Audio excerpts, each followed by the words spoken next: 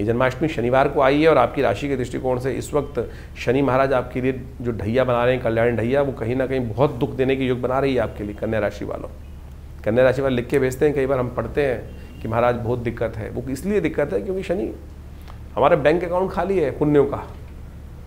अगर bank account भरा हो ना पुण्यों के अकाउंट से, बैंक बैलेंस नहीं बोल रहा हूँ मैं आपको, पुण्यों का बैलेंस, तो कब शनि के खराब इफेक्ट आया, ग्रहों का खराब इफेक्ट कब निकल जाए, और वो पुण्य अकाउंट बढ़ेगा शुभ कर्मों से। हमारे शुभ कर्म कम हो जाते हैं, इसलिए हम इन ग्रहों के नेगेटिव प्रभाव में फंस जाते हैं।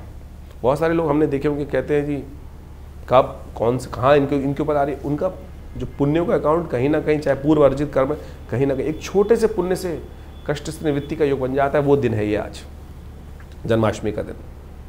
इसलिए कहा जाता है जन्माष्टमी के दिन व्रत रखें, भगवान का नाम का संकीर्तन करें।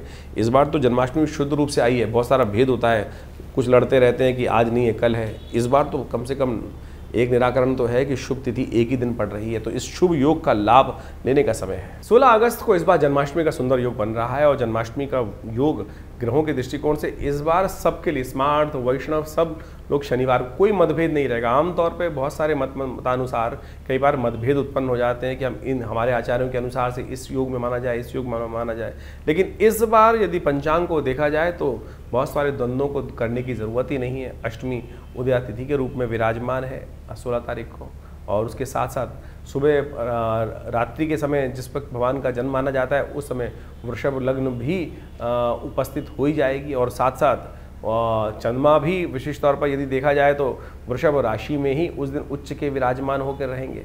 और इसके साथ साथ एक बात, ग्रहों का योगायोग और भी बड़ा सुंदर ये बन रहा है कि रोहिणी नक्षत्र वो भी रात्रि के अंतिम पहर में जाकर भोर काल से पहले पहले उपस्थित होने के योग बना लेगा, दिल्ली के पंचांग के अनुसार से देखें तो बहुत सारे ग्रहों का योगायोग इसी प्रकार से बन रहा है। तो क्या स्मार्ट, क्या वैष्णव, क्या संप्रदाय, समस्त लोगों के लिए ये सुंदर तिथि है। भगवान सुंदर का अभिषेक करें, भगवान का विशेष तौर पर पूजन करें। ओम नमो भगवते वासुदेवाय पुरुष सूक्त के द्वारा भगवान को सुंदर रूप से स्नान कराएं और उनका पूजन करें। षोडश विधि के अनुसार से षोडश जो हमारे पूजा पाठ के तरीके हैं उन सब के द्वारा सहस्रसी रेखा पुरुखा सहस्राक्ष सहस्रपात सभो में गंग सर्वात्मत्वात्रोतिष्ठ, इसी के द्वारा भगवान का अभिषेक दूध से, दही से, समस्त पंचामृत से भगवान का अभिषेक कराकर भगवान को वस्त्र अलंकृत करते हुए सुंदर रूप से भगवान का स्तवन करना। कहा जाता है कि आप कुछ और करें ना करें, कम से कम भगवान की जन्माष्टमी के अवसर पर भाद्रपद मास के कृष्ण पक्ष की अष्टमी के दिन अवश्य उपवास रखें। उपवास रख के भगवान का सुंदर रूप से संकीर्तन करें, पूजन करें,